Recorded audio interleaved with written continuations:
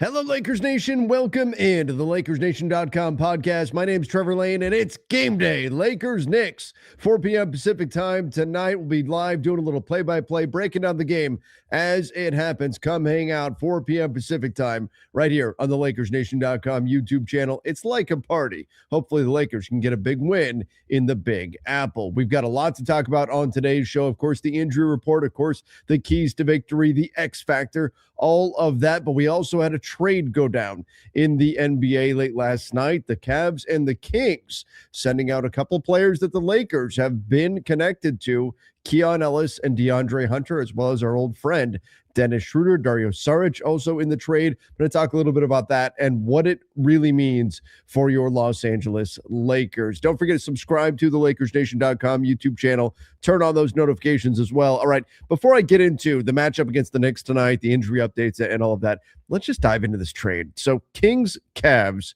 come up with this trade. And this was rumored yesterday morning.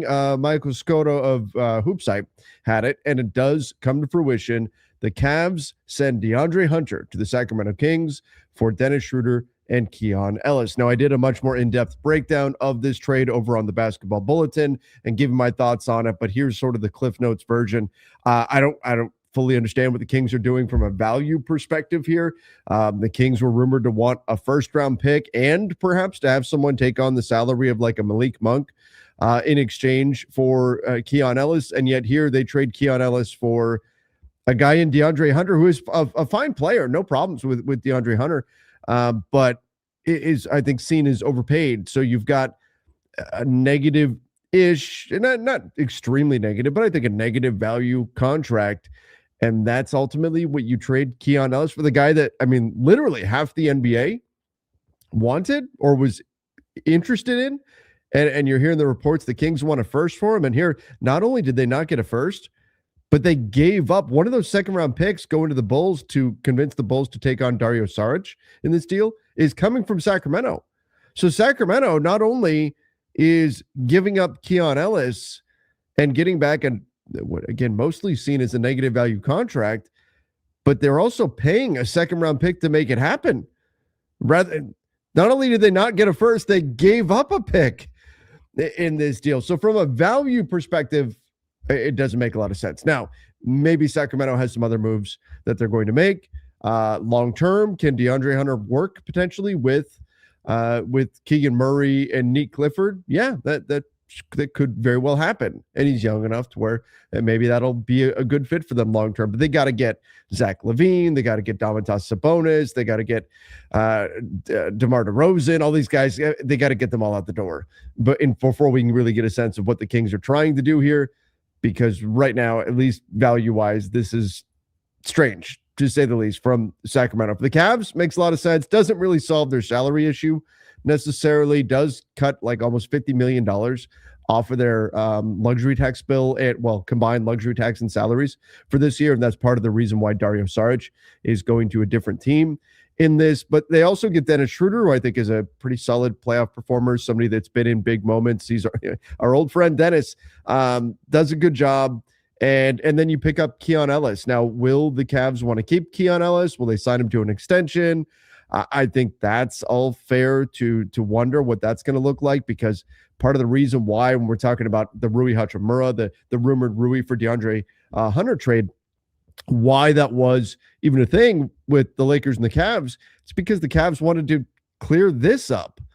$19 million over the first apron, $6.5 million right now over the second apron, but that's not going to be the case if you keep Keon Ellis. Keon Ellis is going to be extension eligible, and you can lose him, and then you're only, $7 million above that second apron. Or if you sign him to an extension and you keep him from this trade, then let's say Keon Ellis gets $10 million. Okay, now you're $17 million above. Maybe when he gets $15 million. All right, now you're $22 million above. You're right back where you were in terms of being above the second apron. Now, maybe the Cavs care about getting below the second apron. Maybe they don't.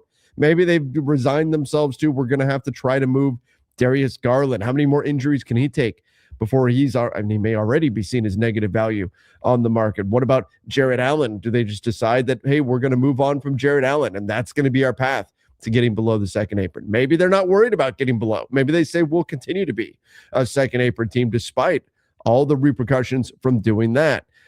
Be interesting to see how they play this, because for the Lakers side of, again, for the Cavs, I get it. I like Schroeder. I think he helps them. I think it also tells you Lonzo Ball is on his way out. I think that move is coming. Our old friend Lonzo will be leaving the Cavs. That pretty clear after this trade. But you also get Keon Ellis, who's not the same size as DeAndre Hunter, but he can still be a good, solid defensive player. Keon Ellis, has he been overrated a little bit lately? Maybe. But 3-and-D player, 3-and-D off the bench guy. That's what he's a rotation level. He's not a starter, but a rotation level 3-and-D guy. And you can't complain too much about getting somebody like that. Now, the Kings also open up a roster spot in this deal. And so that's going to allow them to sign Cardwell and bump him up to a full spot. So they do get that added benefit. But all right, what does this mean for the Lakers? So the Lakers were connected to DeAndre Hunter, but they didn't want to take on the extra year, especially at the expense of Rui Hachimura. I don't blame them. I talked all about why I think that would have been the rumored Dalton Connect and Rui Hachimura for DeAndre Hunter. There would have been a third team involved. It doesn't make sense for the Lakers to do that. I did not like that trade at all for the Lakers. I'm not even convinced that DeAndre Hunter is better than Rui Hachimura. And if he is, it's not a significant amount. So why would you take on an extra year of salary at $25 million? Just about cut your spending power this summer in half. It never made sense for the Lakers. So in that sense, did you Neo from the Matrix, dodge the bullet on that trade? I guess. I mean, unless there was something really good coming back to the Lakers from a third team, or the Cavs were going to kick in a first or something like that, it just didn't make sense for the Lakers to do that. But the Lakers were also one of the teams rumored to be in pursuit of Keon Ellis. Now, Dan Wojcicki notes the Lakers desired to not take on money beyond this year, made Hunter less than ideal, and the Lakers didn't have the draft assets or the desire to take on longer money to get them Keon Ellis. So that's where you get to the trade deadline's coming up Thursday. What can the Lakers do then? Now, I'm not saying that DeAndre Hunter is the guy they should take on long-term money for, because he's not. And I'm not saying Keon Ellis is the guy. Would it be worth Keon Ellis getting him, who I like a lot? Would it be worth getting him if that means you also have to take on Malik Monk and his salary? And Malik Monk's going to be what, $20 million next year, somewhere in that vicinity. Would that be worth it? In fact, wow, I was on the nose. $20.1 million next year for Malik Monk. So let's say theoretically, if the Sacramento Kings said, "Hey, we'll give you Keon Ellis, but you have to eat Malik Monk's salary," and so that means you're going to give us Gabe, you're going to give us Maxey, or they could go the other way. They could ask for Rui, and then you've got some actual real on-court value going out there. But just the idea of expiring salaries and taking back $20 million in Malik Monk, is Keon Ellis worth having $20 million less salary to spend? Now, Malik Monk is a good player. I like Malik Monk. It's kind of like DeAndre Hunter. DeAndre Hunter's a good player. Is he worth $25 million? No. Is Malik Monk worth $20 million? No. And so that's where, if you're the Lakers, does it make sense to do that? No, it doesn't. That said, the Lakers were one of the teams that was in the mix for Keon Ellis. If they are steadfastly refusing to take on future salary, I think we need an understanding of is there a line, or is it 100% not taking on any future salary no matter what? And I would hope that is not the case. And instead that we will take on future salary, but only for somebody that we feel like is the kind of value that we need, or for just the right player. For example, if you're not willing to take on future salary at all, that would in theory mean that you would not trade, I don't know, like Gabe Vincent, Maxey, and a second round pick for Herb Jones or something like that, right? Which obviously the Pels would never do. But there needs to be a line, I think, and clearly getting Keon Ellis at the cost of giving up whatever draft capital you need to. If it's the future first, I get it. Yeah, you're not going to do that in order to, say, turn Dalton Connect into Keon Ellis. That makes sense if the Lakers wouldn't be willing to do that. Again, the Kings did this deal and got no draft capital. They must really like DeAndre Hunter, and maybe they do, and maybe it works out for them. But from the Lakers side, should they be willing to take on future salary, or is this a hard line? They won't take on future salary, period. Because if that's the case, if they are hell-bent on This summer, we want as much flexibility as possible. And I think that's an incorrect approach. I think it's unlikely that it's that approach, but they weren't willing to take on DeAndre Hunter's salary. I don't blame them there. They weren't willing to take on whatever it would take in order to get Keon Ellis, apparently, because they did not get Keon Ellis. I don't necessarily blame them there either, but is there a salary that they're willing to take on for the long haul? Because if they're not, and they don't have or are willing to give up a significant amount of draft capital, we're talking about one future first, one future second, that's it. Then you don't have anything to trade there. There's nothing that you can do. If you're expiring, Gabe Vincent and Maxi Kleber as expiring contracts are only valuable if you're trading them for non-expiring contracts. Now, that's not the case with Rui Hachimura, who is a expiring contract. Rui Hachimura has value on the floor. Nobody is calling the Lakers saying, man, we could really use a Gabe Vincent right now. We could really use a Maxi Kleber right now at $11.5 million for Gabe, right? I mean, nobody's making that call. Teams will call the Lakers and say, man, Rui, he shot the ball well this year. We can't find a lot of guys who are 6'8" that can shoot the way Rui can. Let's make a deal. What can we do here? The Gabe and Maxi and Dalton Connects of the world, like nobody's offering assets for those players. Where those guys, and Connect has another year under contract, but where your expirings have value is if you're willing to take back non-expiring money. So if they are not willing to do that and not willing to trade future first-round picks, I find it difficult to believe they'll be able to turn Gabe and Maxi into anything else then. Because nobody's going to give them better players that are also expiring contracts. Know what I'm saying? Like if, let's say it's the Blazers, right? Just to throw an example out there. Let's say the Blazers, they have Rob Williams, who has plenty of injury issues and all that, but no question, better player. Gabe Vincent, Maxi, not close. If the Lakers talk to the Blazers and say, hey, let's do something around Rob Williams and Gabe, both expiring contracts, why would Portland give up the better player in that situation? So that's where you put yourself into a very difficult spot in terms of making a trade right now at the trade deadline if you approach this as though you are unwilling to take on any future salary or give up any of your draft capital. And again, my hope is that it's not a hardline situation, that it's more of it just needs to be for the right player. And that is a much more sensible place to be. But obviously, Keon Ellis and DeAndre Hunter did not fit the criteria necessary for that to happen. So the Lakers, according to Wojcicki, desire, and we've heard that this is not the first time this has come up, but desired to not take on money beyond this year, and also don't have the draft assets or the desire to take on the longer money to get Keon Ellis. They're going to have to get ultra creative if that's the case, if they're not willing to take on any future salary. And my concern with that is you're putting a lot of eggs in the basket of the summertime, the 57-ish, roughly, very rough number that you could have in flexibility this summer. You're kind of, if you're not able to do something now and you're not willing to take on any future salary now, you're putting a lot of pressure on making a lot of moves this summer, and they all work out. And we'll see. Again, clock is ticking. Trade deadline coming up February 5th. It is now February 1st. So it'll be here before we know it. We'll see if the Lakers can make a move and if there is long-term salary that they are willing to take on. And perhaps it's just a matter of price. We'll see if Rob Pelinka can get something done. Okay, let's talk a little bit about the injury update for tonight's game against the Knicks. By the way, give me your thoughts on the Lakers' approach to the trade deadline, what you think they're going to do in the comment section. Let me know your thoughts on the Kings and the Cavs trade as well. But got a big game tonight. Lakers, Knicks. This is their 7th of their 8-game road trip. Insanely long road trip. An 8-game road trip is absurd. But nonetheless, 8-game road trip, 7th game of the road trip. You got the Knicks tonight. And then on Tuesday, they're going to take on the Nets. And then finally, mercifully, they get to go home. The Lakers do. So the injury update, some interesting stuff on this. Actually, before I get into the injury update, let me give a quick shout out to our sponsor, and that is Sleeper.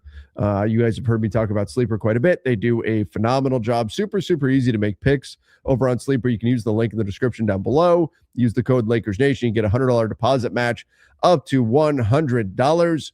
Check out Sleeper today. Again, super easy to use. They have a great news notification system where when big stuff happens around the league, you'll get notified in the Sleeper app. It's also phenomenal for fantasy sports. I have a couple of fantasy football leagues that I play on the Sleeper platform, and super easy to make those picks as well. So get a $100 deposit match up to $100 when you use that code LakersNation over on Sleeper and use the link in the description down below. Okay, let's talk about the injury update for the Lakers and the New York Knicks. And I can tell you that this injury update probably not going to take too long. And that is a wonderful thing. That's a wonderful thing. Here is the Lakers injury report against the Knicks. We've got Adu Thero. He is out. That's the only player who's out right now. Bronny James with lower left leg soreness. Okay. And Austin Reeves with a left calf strain, questionable. Austin was questionable last game. He has not played since Christmas Day. We were hoping that Austin was going to make his return against the Wizards. Did not happen. There had been some talk that he might make his return the game before that against the Cavs. Didn't happen there. JJ Redick did say before last game against the Wizards, which the Lakers won in blowout fashion, that the Lakers did not see any kind of a setback with Austin Reeves. It wasn't anything like that that held him out of that game. It was just an abundance of caution, making sure that he's really back when they put him back on the floor. Remember, he suffered a calf injury, then came back and got hurt again. I think it was his second game back. Now, I was told that it was not the same calf injury, a different injury that occurred. So it was just kind of a random thing. But nonetheless, Austin suffered an injury, was out for a few games, came back, went back out for now over a month. And I think the Lakers just want to make sure when they get him back, he's back. He's actually back in action. But I would have to imagine, because this is now the second time that he's been questionable on the injury report, that there's a pretty good chance that we do see Austin Reeves. The Los Angeles Lakers find themselves in a grave predicament just days before the trade deadline, with their top targets, DeAndre Hunter and Keon Ellis, being involved in a trade. The purple and gold may be mildly rudderless at this stage. It is a well-known fact that the Lakers are in desperate need of roster upgrades. Despite boasting one of the best records in the West early in the season, now at 29-19, LA finds itself outside of the top 6 and in the play-in tournament. Although the Lakers' reason for not pursuing Hunter and Ellis further has been noted, the current situation doesn't bode well for a team with title aspirations. Hence, in an attempt to help the Lakers realign with their goals, here are 5 trade targets that the Lakers could shift their attention to for the purpose of improving their overall roster strength. The Lakers' demand for a wing has been well documented. Although this has primarily seen them linked with two-way wings, such as Hunter and Andrew Wiggins, the purple and gold may benefit from taking a different approach. Given reports of the Kings' plans to pursue a rebuild, the days leading up to the trade deadline could be an ideal time for Sacramento to offload the multi-year contracts on its roster, primarily the ones involving its stars. In this regard, DeMar DeRozan could be an intriguing choice for the Lakers. The veteran has positioned himself as a skilled scoring threat with considerable experience. This season, DeRozan is averaging 19.0 points, 3.2 rebounds, and 3.9 assists, while shooting 50.3% from the field and 33.6% from beyond the arc. Although DeRozan's addition doesn't address the team's three-point shooting woes, he could be a solid scoring presence on the floor during the stretches without Luka Doncic and LeBron James on the floor. Considering that the Kings are also willing to part with him, the purple and gold may find it considerably easier to take on the remainder of his $24.7 million cap hit this season. The Lakers have been linked with New Orleans Pelicans forward Herb Jones since the offseason. The defensive-minded forward positions himself as the exact type of player the franchise needs to address its current rotation issues. Jones is an athletic forward with elite defensive instincts and rebounding ability. While his scoring hasn't been as noteworthy this season, averaging 9.2 points and 3.5 rebounds on 39.7% shooting from the field, his average of 1.6 steals per game is extremely promising. Although his perimeter shooting hasn't been very impressive this season, The Pelicans forward possesses the potential to be an extremely reliable 3-and-D asset. Unfortunately for the Lakers, this is something New Orleans is wary of. With the Pelicans placing a high asking price of 2 first-round picks on Jones, LA's avenues for acquiring the forward are extremely limited. Hence, such a deal seems quite unlikely. The Los Angeles Lakers have long been expected to pursue a 3-and-D wing upgrade ahead of the February 5 trade deadline.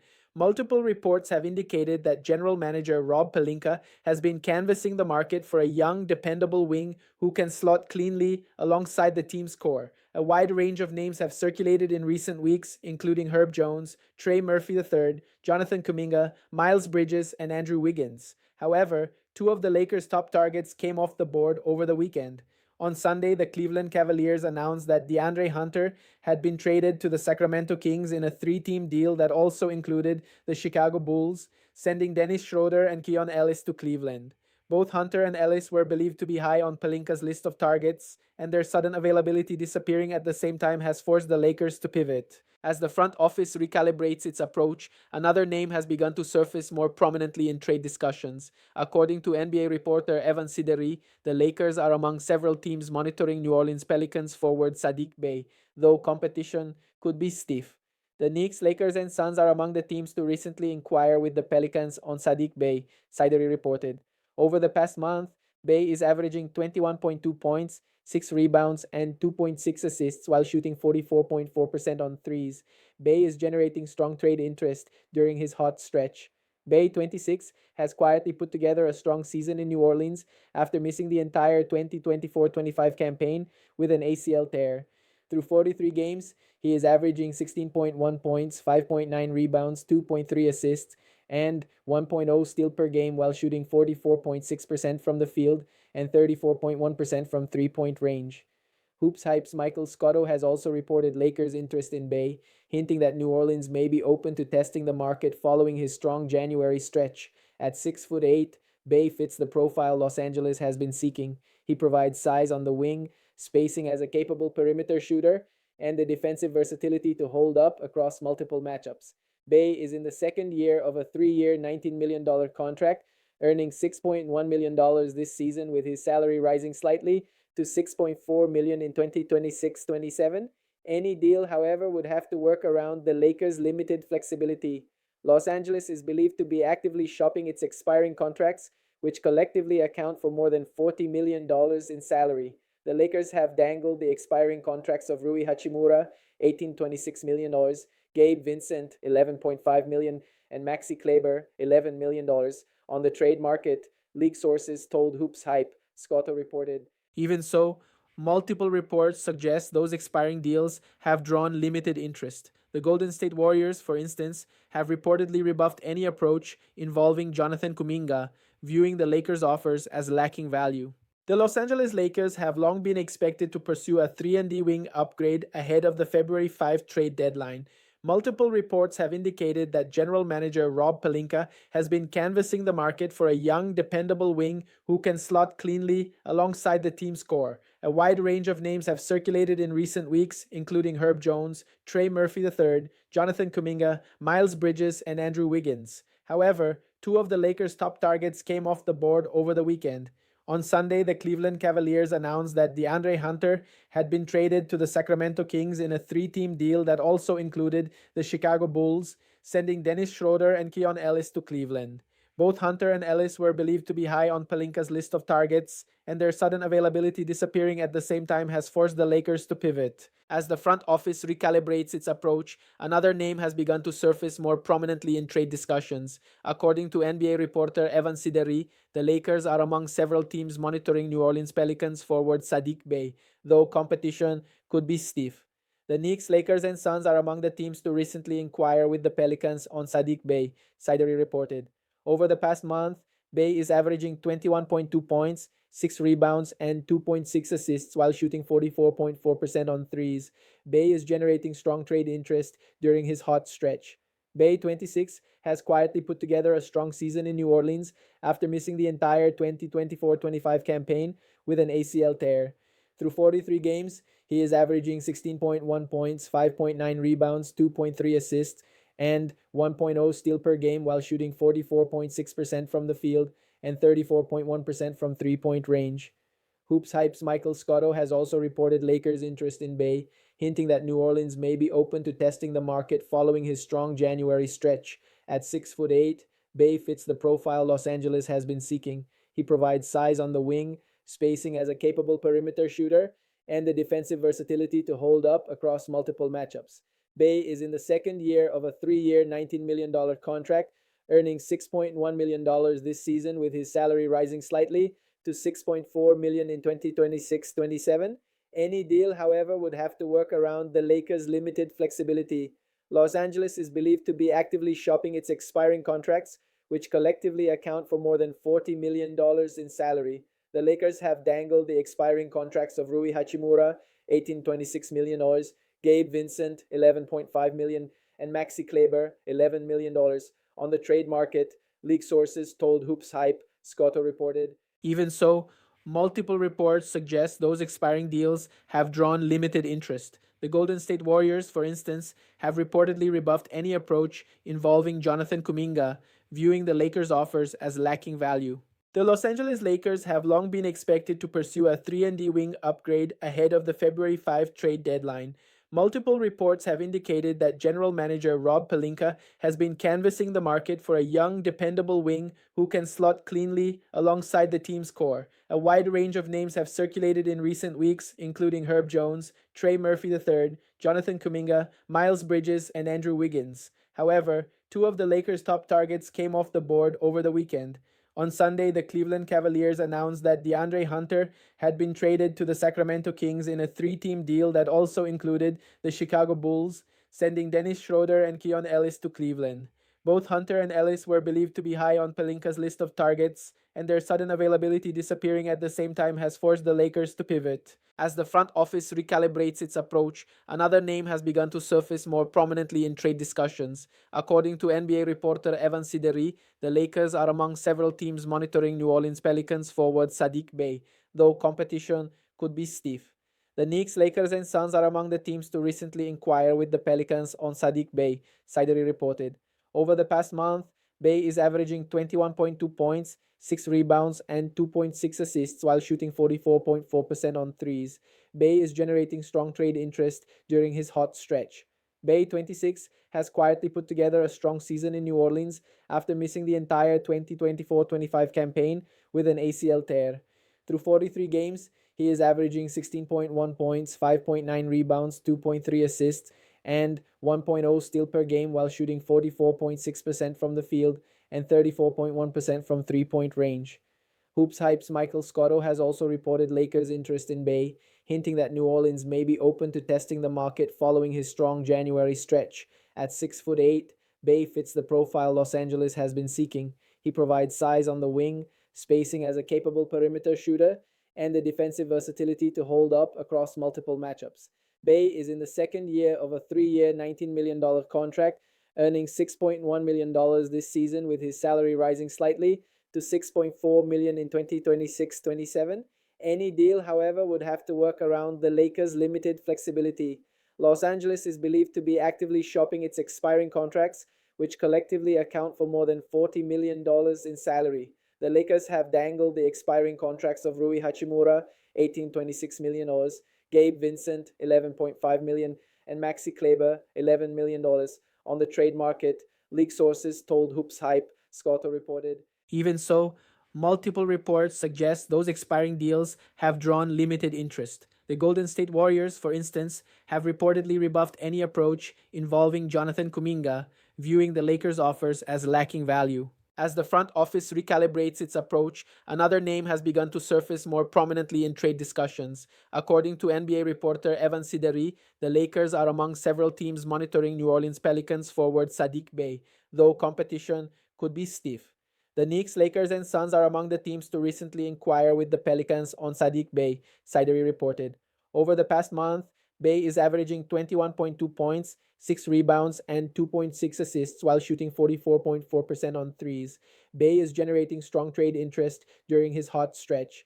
Bey, 26, has quietly put together a strong season in New Orleans after missing the entire 2024-25 campaign with an ACL tear. Through 43 games, He is averaging 16.1 points, 5.9 rebounds, 2.3 assists, and 1.0 steal per game while shooting 44.6% from the field and 34.1% from three-point range.